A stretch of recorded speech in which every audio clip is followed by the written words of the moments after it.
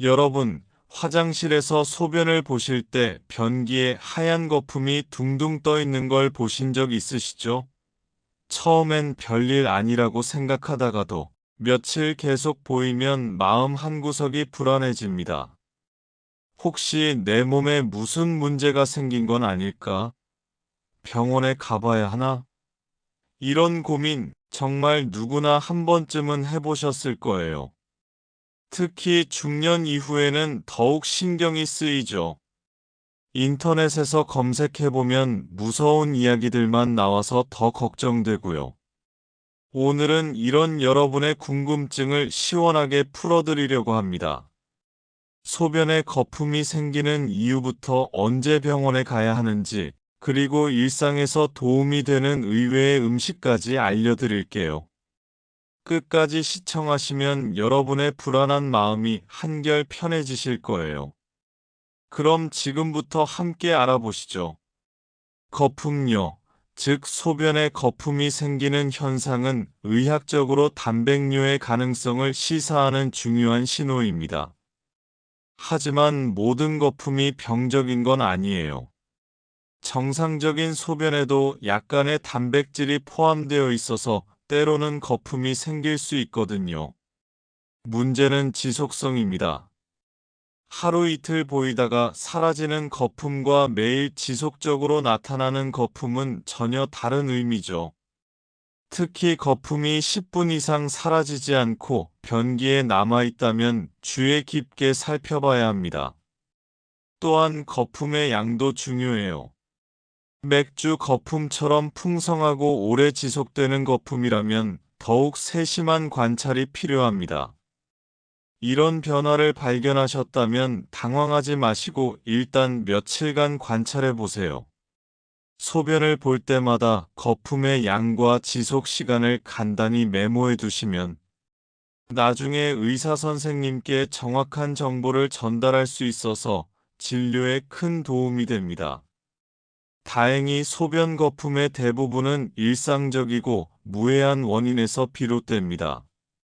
첫 번째로 가장 흔한 원인은 빠른 배뇨입니다. 아침에 급하게 화장실에 가거나 오랫동안 참았다가 한 번에 소변을 볼 때 강한 압력으로 인해 거품이 생길 수 있어요. 이는 물이 높은 곳에서 떨어질 때 거품이 생기는 것과 같은 물리적 현상입니다. 두 번째는 변기 청소제나 세제의 잔여물이에요. 변기를 청소한 후 세제를 완전히 헹구지 않으면 소변과 반응해서 거품이 생길 수 있습니다. 세 번째는 탈수 상태입니다. 물을 충분히 마시지 않으면 소변이 농축되어 거품이 더 잘 생기고 오래 지속돼요. 이런 경우들은 모두 일시적이고 무해합니다. 해결 방법도 간단해요. 하루에 6잔에서 8잔의 물을 나누어 드시고 변기 청소 후에는 깨끗이 헹구시며 급할 때도 가능하면 천천히 소변을 보시면 됩니다.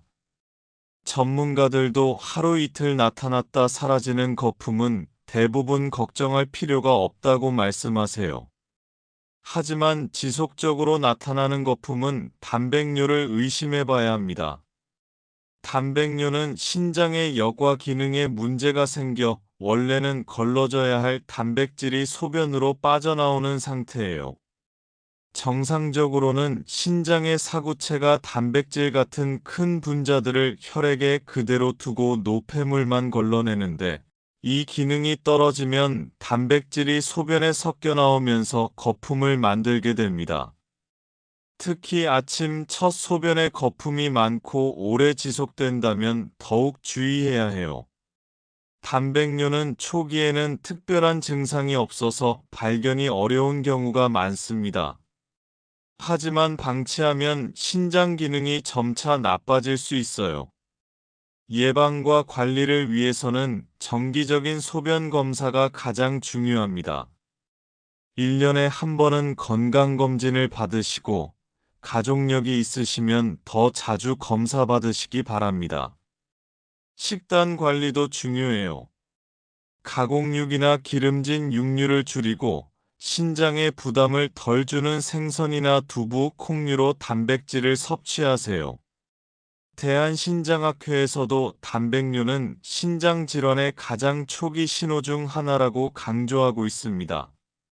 당뇨병이나 고혈압이 있으신 분들은 더욱 주의 깊게 살펴보셔야 합니다. 당뇨병성 신증은 당뇨병의 대표적인 합병증 중 하나로 지속적인 고혈당이 신장의 미세혈관을 손상시켜 발생합니다.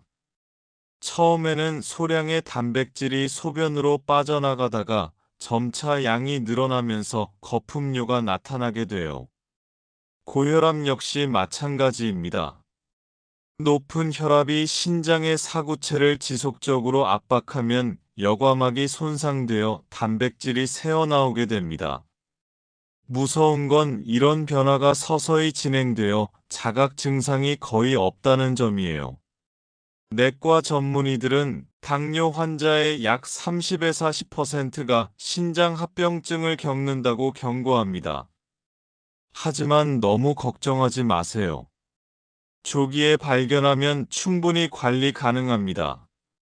가장 중요한 건 정기적인 모니터링이에요.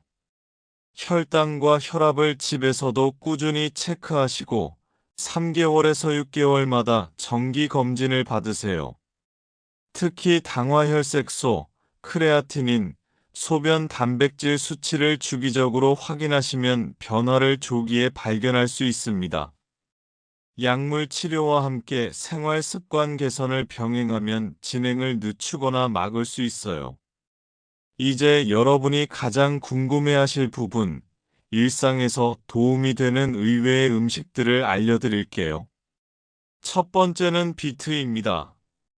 비트에는 질산염이 풍부해서 혈관을 확장시키고 혈압을 안정시키는 효과가 있어요. 신장 건강에도 도움이 되죠. 주스로 마시거나 샐러드에 넣어 드세요. 두 번째는 호박씨예요. 마그네슘이 매우 풍부해서 신장 기능을 보조하고 혈압 조절에도 효과적입니다. 하루 한 줌 정도 간식으로 드시면 좋아요. 세 번째는 해조류입니다.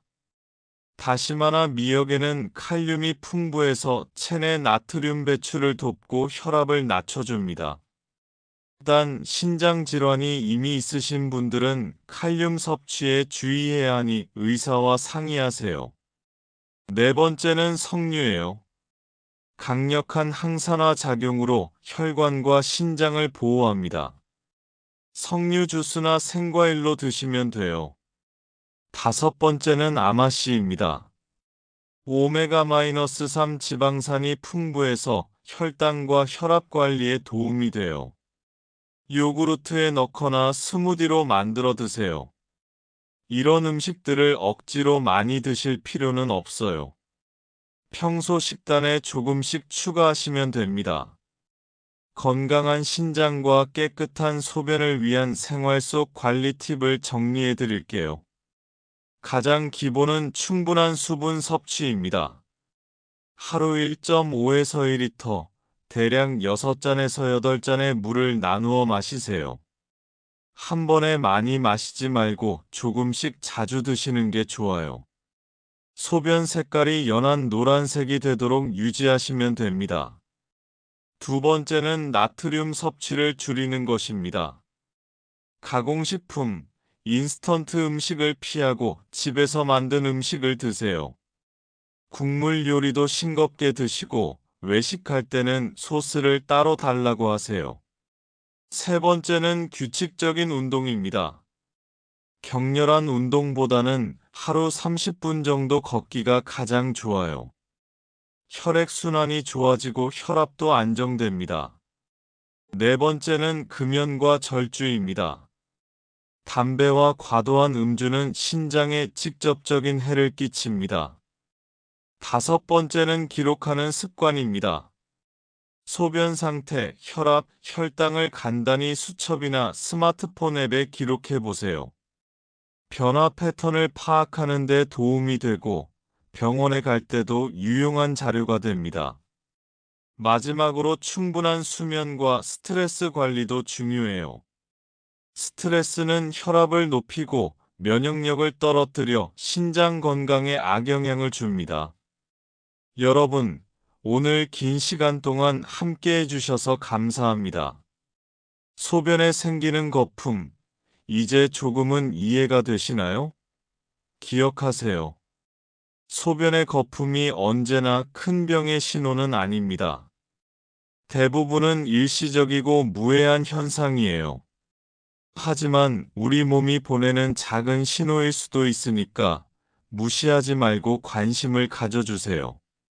오늘 말씀드린 생활 습관들, 충분한 수분 섭취, 규칙적인 운동, 건강한 식단, 그리고 비트, 호박씨, 석류 같은 의외의 음식들로 여러분의 건강을 지켜보세요.